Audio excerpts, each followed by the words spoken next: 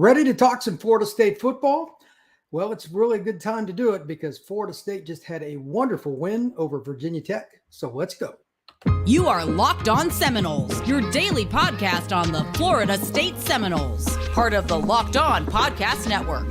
Your team every day.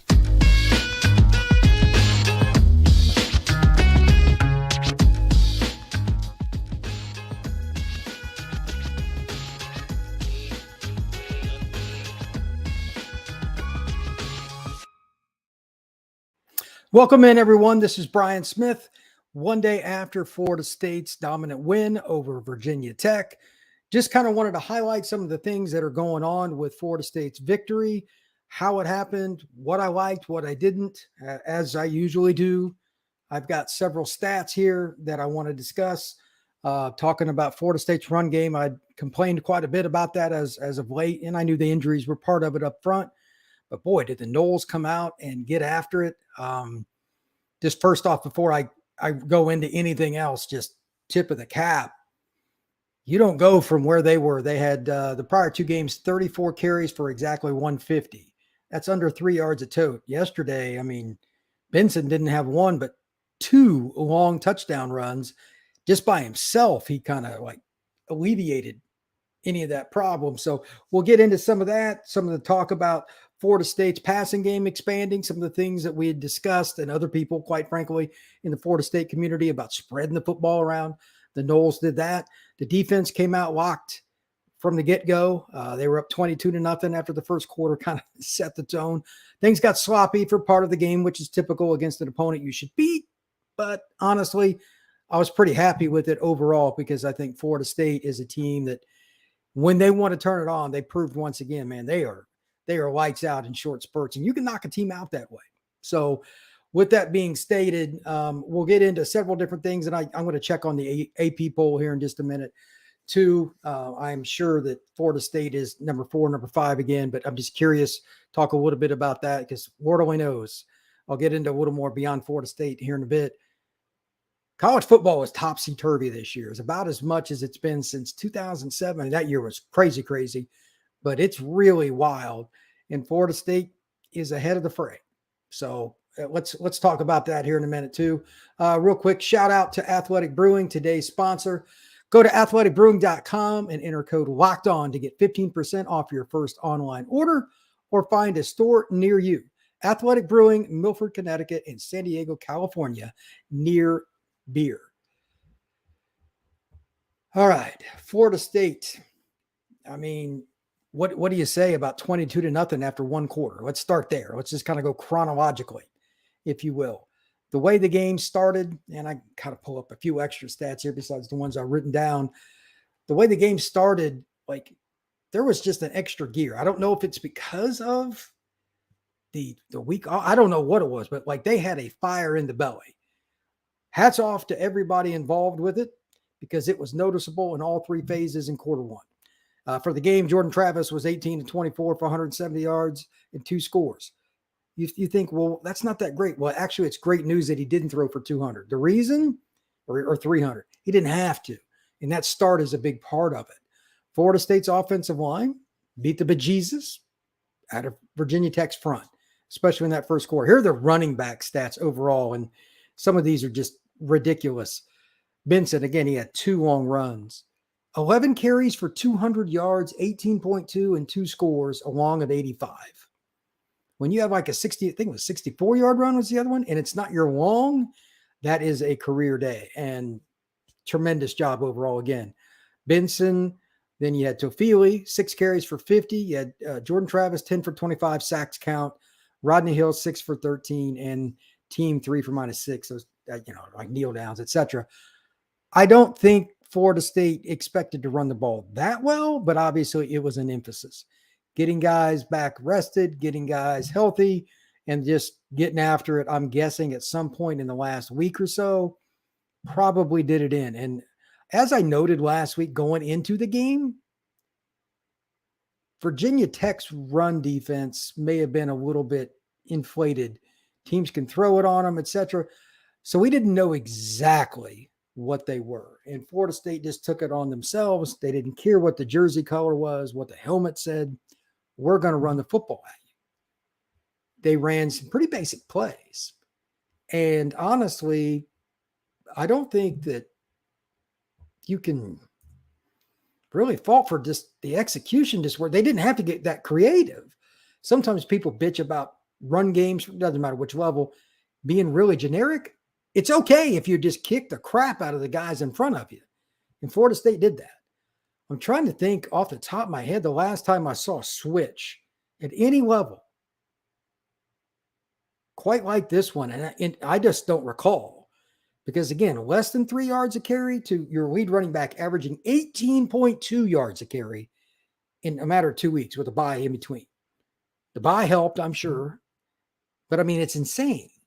They couldn't hardly get Benson or anybody any room against Clemson. And I know Clemson's a different animal, but like they just completely stoned Florida State up front. The Noles with the sacks and everything were at 22 yards, and I think like 39 with sack adjusted yardage against Clemson. They just ran outside zone, a little guard tackle pull, things of that nature. They didn't do anything special that Virginia Tech hadn't seen. So that's first thing, the energy in the running game. Number two, with the stats and everything, there was balance. One of the other complaints I talked about was getting slots, tight ends, and you continue to use the running backs. Here's a great stat for you. In the pass game, the Noles threw passes that were completed to a running back or a tight end for a total of 10. If Florida State can be that diverse and not have to rely on Keon and Johnny, I mean, Johnny caught 2 touchdowns, but you know, they were good passes. They were good choices. If they don't have to rely on those two, that's huge. You're going to get into a situation if they don't have to rely on them where they can find out a different way to beat you anytime they want, because they've got enough talent to do it, to adjust it game to game, even like in a playoff scenario. Like more like I had 4 catches. And it's pretty easy, if you think about it, to just game plan that way. But sometimes players revert to the mean, meaning in a clutch situation, you're going to look for your guy. And I'm cool with that. I get why Jordan would look for Keon or Johnny because they've been clutch for a long time. They're future NFL players, excuse me. I don't think that there's any way you're going to see Florida State completely go away from using them in big spots, which they shouldn't. But now that they're starting to show more balance, teams are going to have to game plan for that, at least a little bit more. The more opportunities for the running backs like Hill, et cetera, not to have a loaded box, and also Keon and Johnny not always having one or the other getting a safety shaded to them and or just straight up double coverage, makes it easier for Jordan Travis. Morlock, Markston, Douglas, all those guys that get the ball. Tofili's a really good pass catcher, et cetera. That changes your offense, even if it's just 50 to 75 yards in a game. It's a little better than that with this contest. But teams, especially in the red zone, they're guessing. That's when defense coordinators have to take a lot of chances because they don't. I mean, Florida State outmatches most of the teams in the ACC by a mile anyway. But now, if they can do this another game, like they got Syracuse coming up, who just got bludgeoned, by the way. I don't know what happened. They went down to Chapel Hill. I think it was 40-7. They got crushed. Teams are not going to be able to do as much schematically. And if you're just playing cover 4, cover 3, cover 2, Florida State's run game will eat you alive. It'll be 2nd down and 5 all day. And that's when Jordan Travis is going to have a field day just throwing it, let alone the RPO game, let alone his own legs, let alone just continuing to hand it off, whatever he wants. That'll be a nightmare. I think Florida State will do very, very well. Let's talk about the Syracuse thing for a second. It'll be a second straight opportunity based off that. I did not expect Carolina. Their defense is so Jekyll and Hyde. You don't know what you're going to get. 7 points, if I remember right. That's not very good. Will Florida State, for a second straight week, be up? Mentally, that's easier said than done. And after the way they came out in the first quarter, I mean, you're not going to play much better than 22-0. And no offense to Virginia Tech. It's obviously not a great opponent, but they got some individual talent, which showed later in the game. If you can do that again, maybe not 22-0, but like get up 10-0 or whatever, against Syracuse 14-0, that kind of gear, that mentality, that means things are clicking in practice. It's a good sign for Noles fans, Noles players, Noles everything. Florida State needs the ability to hit big plays and do so in a manner that's, well, let's just say it's pretty straightforward. They have to be able to hit the home runs, but these 4 and 5 yard runs that kind of set up everything, that was the greatest part of it. I know it's boring in some takes, and you don't see that as a lead in on SportsCenter, right? That's cool. But how you get those big plays to Johnny and to Keon, Marcus and Douglas, whoever it is, Benson, even off tackle or whatever, that long run, that play, I called that play in the middle of the play, and it was a terrible angle to do it, but the linebacker shot underneath, and I said, oh, bad run gap fit, and I knew unless he slipped or somebody had randomly just moved the outside, that's touchdown, because that's the guy that was supposed to tackle it. They started getting risky, taking dumb chances. That's what happens when you execute consistently early, and then he hit that 85-yarder. The linebacker just like, screw it. I'm going to try to hit and he didn't come close. He shot the wrong gap or whatever. Something was screwed up because there was nobody on the outside. And obviously the band was playing after that.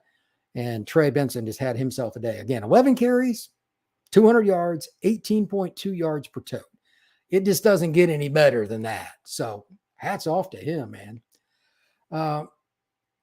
Yeah, Stephen Cordell, he just brought up in the chat how the slot guys aren't getting used. Destin Hill had 1 catch. It was for 30 yards, but they really aren't. I don't know what the reasoning is for that without diving back into the film, but it's hard to bitch when you're up 22-0 in a game. I get what Stephen's saying, and it's totally cool, but I don't know if there's an injury or there's like they tried to get the ball to Winston. I thought that was pass interference on that deep ball, but whatever. It's funny to me that so many people assume Florida State's just going to do one thing or another.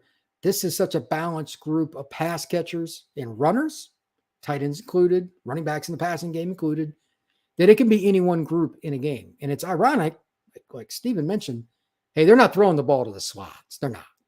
They're just not. And when they do, it just hasn't been successful very often. But that doesn't mean in the next game against Syracuse or Duke or whatever, slots don't get 6 or 7 balls their way. It's about matchups. For example, Duke's outside guys are pretty damn good at corner. They're pretty good players, and they got one of the better defenses in the ACC in the country. Their inside defensive tackles are humongous. They're seniors.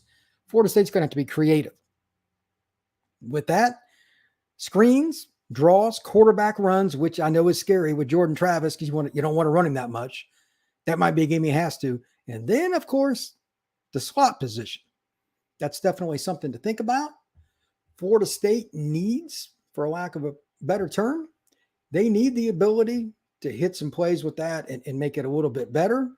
I don't think it's a guarantee. I wish it was, because I think it's an easy way to do it. But at the same time, it's pretty easy. Let me see if I can find the poll. Speaking of playing well, I just find it very odd that they haven't done it more. Florida State moved up to number 4. Ohio State's 3rd. 1's Georgia. 2's Michigan. Not exactly shocking. But by the way, hats off to Oklahoma. I'll talk a little bit nationally here in a minute.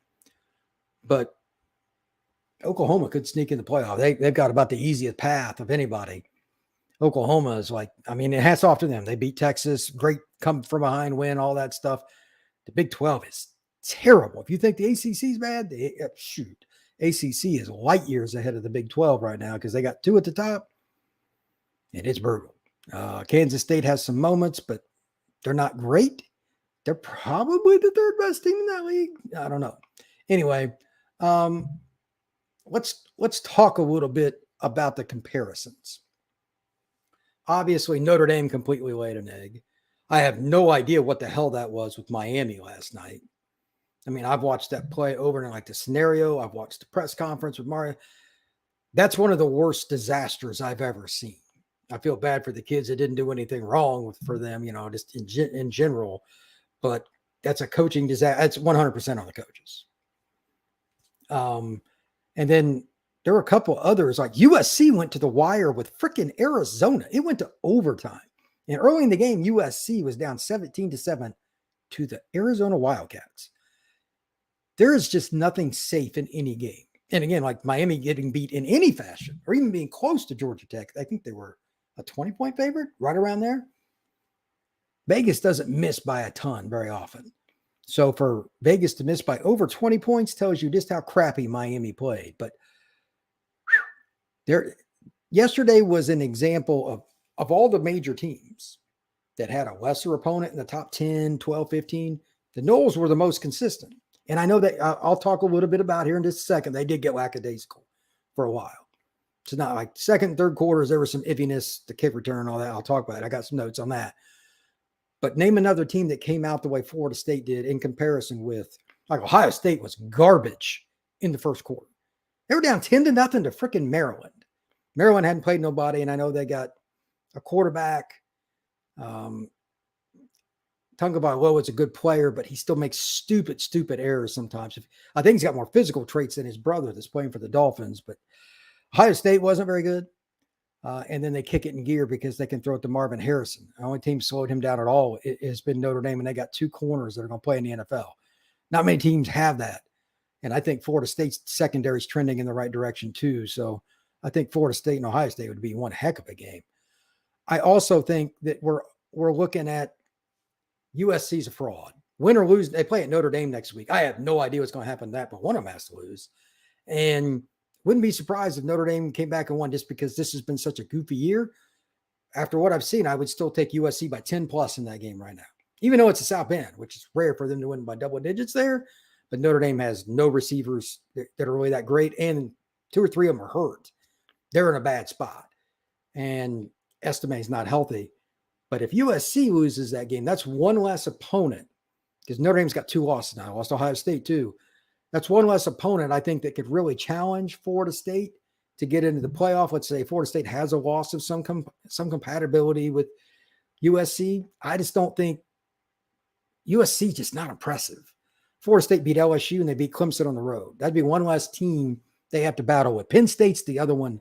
Need to see them play Ohio State, need to see them play Michigan. Their schedule, Big Ten's not that great at the top. A lot of teams in the middle that are in that 6-6 to 8-4 range. I don't have, like Iowa has a chance to go 10-2 this year, and they're one of the worst offenses in the country. It's bizarre, but whatever. Yeah, me too. Robbie Pepper says, if we stay healthy, we have a good chance to win it all. Hope Johnny is okay. I haven't heard anything on that. I kind of leave that stuff alone for a few days usually, unless I know something concrete. And even then, I don't really like to announce stuff. I have no idea. I haven't even looked into it yet. You just never know with injuries. Sometimes kids walk off the field after a game. They say they're okay. They sleep and they get up and their ankles big or their thighs big, like it swells overnight or something else is ailing them, whatever it may be. I'm not speculating on any of that stuff, but we'll kind of get into that. This coming week, maybe Wednesday, Thursday, we'll know something more. Far as where Florida State sits right now, and this is most important to me. You've obviously cured your running back ills, or your running game, I should say, not running back. They had plenty of talent there. The running game's meshing better between the running backs, the tight ends, and the offense, everybody blocking. And Florida State's receivers, shout out to them. They block pretty well, and they won't play them. I appreciate Norvell with that and his staff. You don't block, get off my football field. But they still did a few things that are just goofy. You just got to get these out of the way. What have I said in almost every preview, and probably anybody that does any form of a Florida State preview this year? Contain the quarterback. Keep him in the pocket. Don't let him be a runner. Make him a passer.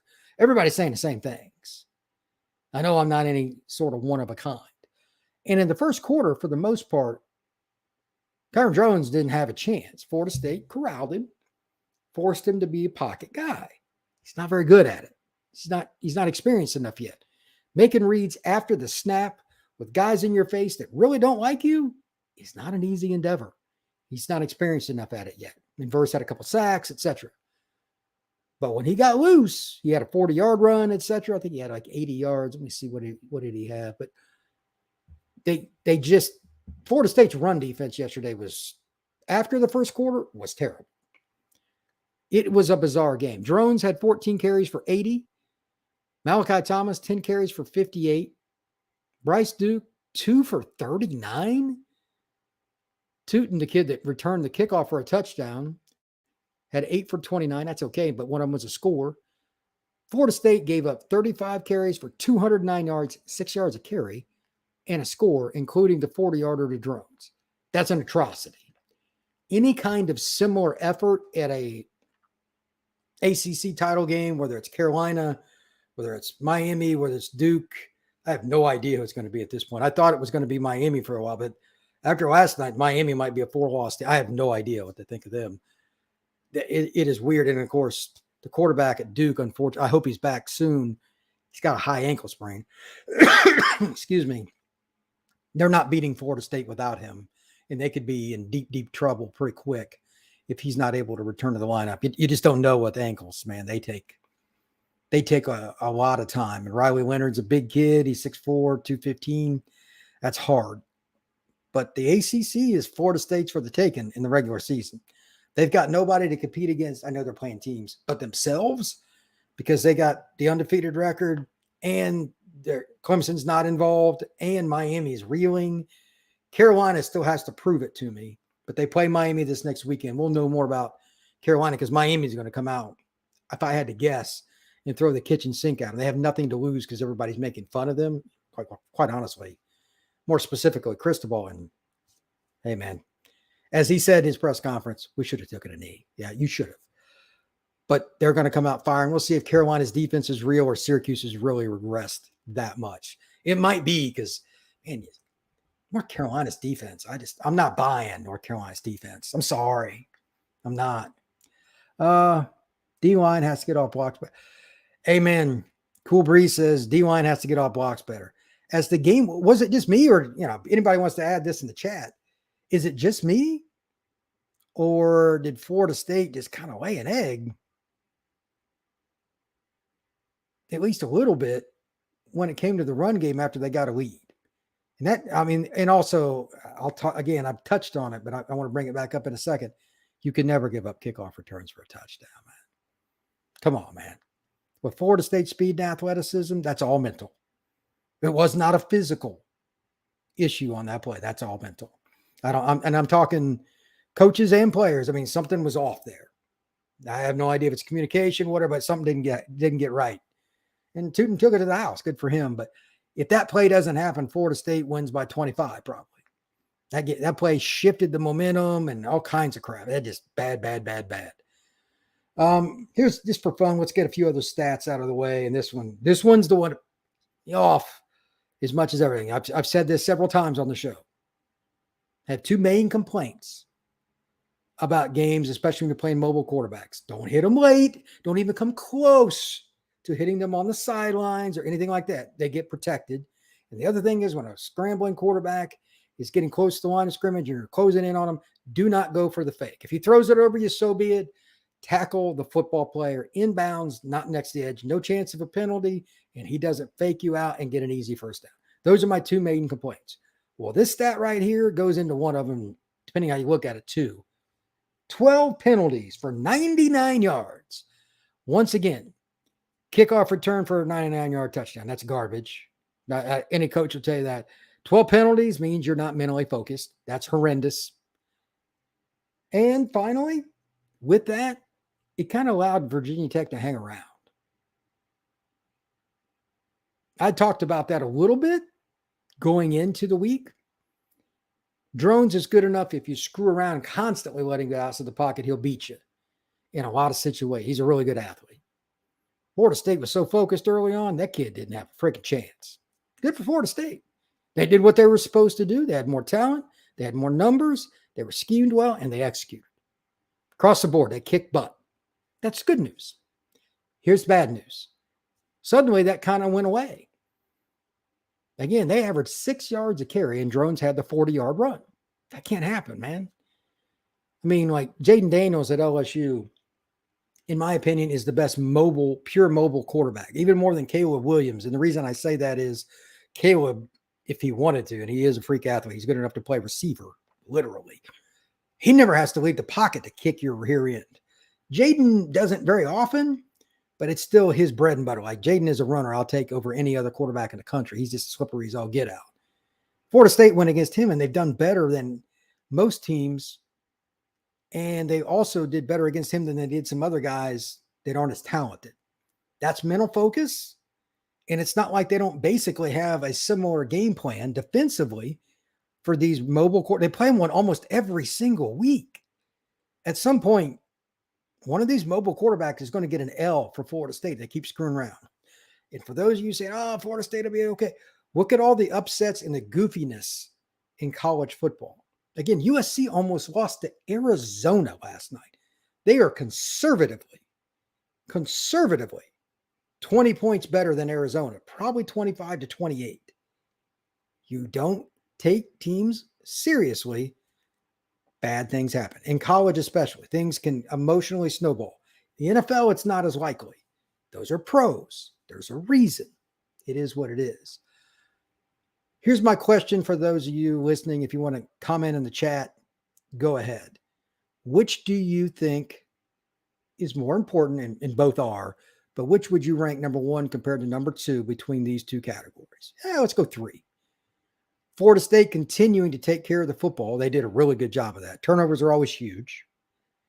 Containing the quarterback, obviously that needs to improve significantly. And then third, Florida State balancing out their offense with that final piece. Finding the slots and the other receivers not named Keon and not named Johnny. So turnovers, I think most of you will pick. The second part, I'm not sure which one you'll go with. That's a tough one. If you want to rank all three, however you want to do it, feel free. If you want to email me or whatever, that's fine too. But I think that Florida State, like the kickoff thing, I have a pretty good feeling that'll get taken care of. The slot issue, that's been going on for a while. And that's just another reason, and I keep bringing up the polls. It's important. We're to the middle of the season now. We're getting close to when the real poll comes out. Obviously, the AP poll doesn't mean did we. It's all we got right now. What is it? The first week of November, last weekend of October. The college football playoff poll comes out, and they can say whatever they want. This poll is all they have to look at right now, too, besides the coach by, and there's a couple others. I would go with turnovers is always kind of number one. Like Louisville beat the crap out of Notre Dame last night, and Notre Dame had 5 turnovers. You're not beating anybody if you have 5 turnovers. Miami had 4 or 5 last night. You're not beating anybody. You give teams an opportunity. I mean, Louisville won that game, and they threw for 140 yards. I mean, they can throw the ball and still won. That's how big turnovers can be. But looking at the league, like Syracuse couldn't do anything in North Carolina Capital. You give Drake May extra possessions, forget it. You're going to get your butt kicked.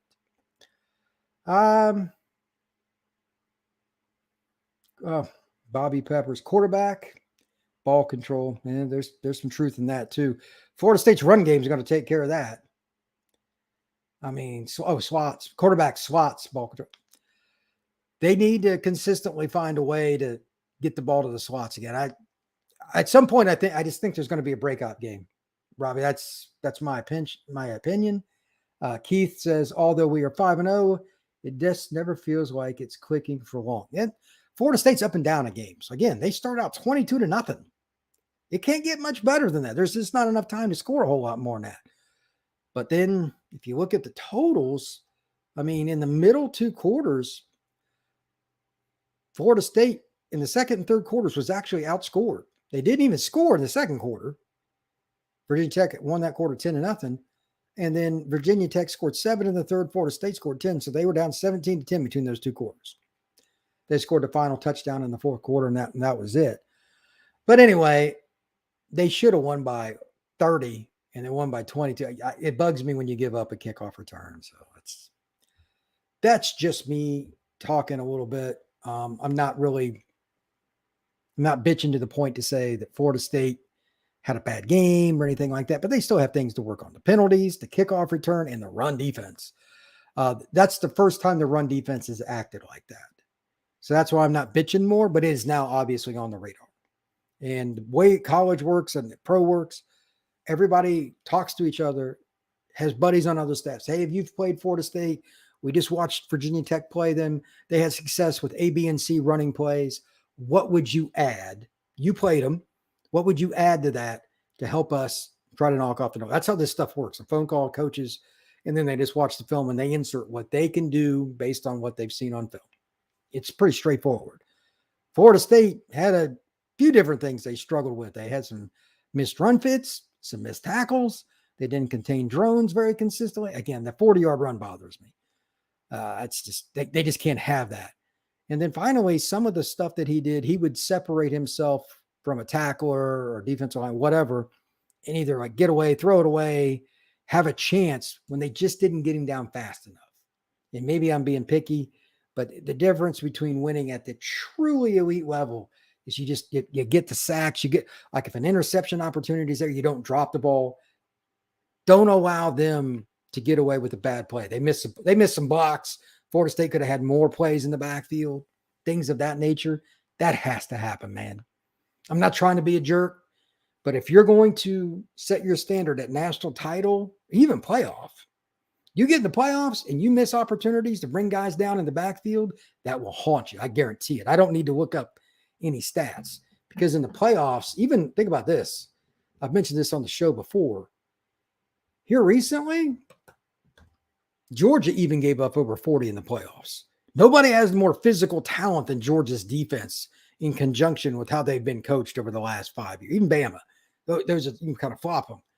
Ohio State has talent, but they scored over 40. For crying out loud, teams can score. You cannot give them extra plays. I would say that's my biggest concern because the kickoff is not as big a deal and penalties is more mental. You can work on that as the year goes on. Did somebody figure out something with Florida State's run game, or was that truly a one-off? I don't know. Let's see what we got here. We should have beat Virginia Tech 63-10. There were so many goofy penalties and missed opportunities, 20 points more to Florida State's scoring conservatively, which would have been, that's 59, is not far off. And the kickoff is the extra 7 points you're talking. It's true. You miss opportunities. They add up, man. They add up. We need to get a set starting five on the O-line. While true, Cool Breeze, I just wonder about the health. As I often talk about on this show, one of the biggest problems for Florida State and any other team is the number one category in all of sport. And it generally happens in football and contact sports more. What am I talking about? Injuries. And at the college level, unlike the pro level, there they are at least supposed to give the injury report. And those guys lie too. And for you guys out there that don't think so, trust me, I talked to a lot of coaches. The number of liars in the coaching fraternity is astronomical. Lie. Never believe what coaches say about injuries. Ever.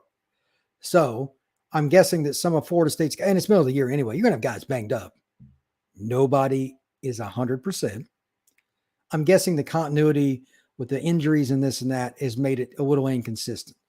Maybe the Virginia Tech game, though, looking at it from a positive, has Florida State in a scenario where, for lack of a better term,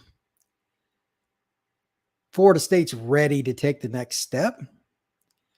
And if you run the ball like this, the obvious, I'm not even going to go into this with any detail. You run the ball, you have play action opportunities. You have more RPO. It's not rocket science. Think about this. Florida State going into the game had some problems scoring in certain situations, but they would hit big plays and kind of get to where they needed. They ran the ball yesterday and created some of those big plays. Jordan Travis only throws for 170, but it's because, hey, I can just turn around. Every now and then he took off. Keep it simple, stupid. It's an old phrase. Some of the younger people in the chat may not have heard it before, but it's pretty simple. If you go out and do what you're supposed to and just kind of execute the plays you're really good at, the ones you focus on in practice, it's not that hard. You got more talent. I mean, I'm not picking on BC and Virginia Tech. They should kick their cans all the way down the street. They got more talent. And this coaching staff's been around now. In Tallahassee long enough, it's easy to blend. So let's talk about the last thing here, and then I'll wrap it up. You've got Syracuse and Duke. The Duke game is weird because you don't know what Riley Leonard's going to do. And I know you publicly, Norvell's not going to talk about that anyway. Come hell or high water, the players have already circled that because they've seen Duke beat Clemson. They should have beat Notre Dame, and they're pretty good. It's a team you play all the time, but this is a different Duke team. They got that circled. And they also just saw North Carolina beat the bejesus out of Syracuse, who you play next. My concern is at least early in the game, Florida State doesn't come out hot and heavy, kind of like they just the opposite with what they did in this past game. But hey, it is what it is. You got to figure it out. But can they take the Syracuse game and make it a conduit 2 weeks in a row? At least run the ball well. For the love of God, the 12 penalties. Let's get that down under 8. I mean, I'm not asking for much here. 12 is a very high number. It's actually kind of embarrassing, but it is what it is. And then finally, the run defense has to get better after that. I mean, Virginia Tech's got some good players. They're a little underrated. The quarterback's a really good athlete. Not many people know about him. I bet a lot of people do now. There'll be people trying to get him to transfer. I guarantee it. And finally, just some consistency. It's been mentioned in the chat. I've talked about it. Can Florida State, even if they don't start red hot against Syracuse, you don't have to score 22 points. But if you're up 7-3 and you're at least showing signs of life throughout the first quarter and you play good for 4 quarters, you win 28-10, that's okay. Ball control, consistency, game control, all of those aspects, all of them should be consistent against a team like Syracuse. Here's a quick note. Schrader, the quarterback's a good player, but I think his name's Gadsden, the tight end, flex tight end kid he's from Fort Lauderdale. He's out. And I can't remember the other kid's name. They got another receiver that's pretty good. He's out. And it's not like they have the same quote unquote plethora of skill players the Noles do. Florida State secondary, what was it? This is incredible. Drones only averaged, this is a great stat, 3.9 yards per passing attempt. That is horrendous. Like, you don't want to be below 8. They were below 4. That's half 8. I mean, crying out loud. So they should be able to smother them. And barring them just having mental errors, which that's on the Noles, not Syracuse, no offense to them, they should be up double digits at half. Even if it's just 17-7, something like that, they should slowly be able to pull away without a ton of explosives. And the way the running game got going against Virginia Tech, you would think you would get at least one 50-yard run. Maybe it's Tofili this, I don't know. But one of those guys pop one. Maybe it's a short screen. Maybe it's Destin Hill. That'd be great. Slot guy. An extra play because they're more balanced. There's no reason they shouldn't. And they should roll that game. Stay in the top 4 of the polls. Stay at the front in the positive manner with the media. Because, again, we're only a few weeks away from the real poll coming out. And Florida State will be in a better situation. Tomorrow, as a quick note, I don't know exactly when Monday's show will be up. I have an interview set. I'm checking on it to make sure. So I may not have the normal time for the show. But if my interview, and I'm just going to leave it private for now, does happen, it's going to be a really cool interview. Florida State player, blah, blah, blah. That's where I'm going to leave it. But I'm looking forward to that. Hopefully doing more of them in the future, do some more recruiting stuff and whatnot. I do want to note one recruiting thing. I traveled a little bit this weekend. Unfortunately, didn't get quite as much info as I wanted, but I got some surprising info. A couple of the kids that I know Florida State is after, they're looking around. They were committed to elsewhere. I'm going to leave it at that for now to protect their information, but Florida State is in on some other recruits you may or may not know about, etc. But at the same time, it's going to be a very interesting finish to recruit. And I don't know good or bad, but Florida State's got a chance to flip some kids. They're in on some kids. The state of Florida never disappoints with entertainment down the stretch. And now we're to the final 2 months and about a week and a half before signing day. There's going to be some random podcasts on Locked On Seminoles. I don't know when they're going to be. I don't know which exact players they will be, but there's going to be a couple kids flip. I see it coming a mile away. So just throwing that out there. But again, I don't think I'm going to have an early Monday morning podcast. It'll be Monday afternoon. Should be back to the early morning slate on Tuesday, barring something unforeseen. But if anybody has any questions or anything about that, feel free. Real quick before I get out, I'll read, see what we got here. That's true. He says, it's not like we as fans don't appreciate the growth. Feelings are that those long lulls will really hurt when good teams take advantage. 100%. Keith is 100% correct. Jerry, we need to have the slot and tight ends to rule the middle. Tight ends got the ball more. Jaheim Bell was the guy they kind of took away, and the other guys got the ball. Florida State's got 3 of them, so you might as well use the darn guys. Nothing wrong with that. So I agree. But with that, I'm going to wrap it up. Again, Monday's show may not be a quote-unquote normal time, but I will, as they say, be back on schedule Tuesday, one way or the other. So we'll figure it out from there. But I appreciate everybody coming in, and I might do some more live chats. I might even do something for the Syracuse game. I might do a live blog chat kind of deal next week during the game, maybe the first half, maybe halftime. I've been trying to figure out the best one.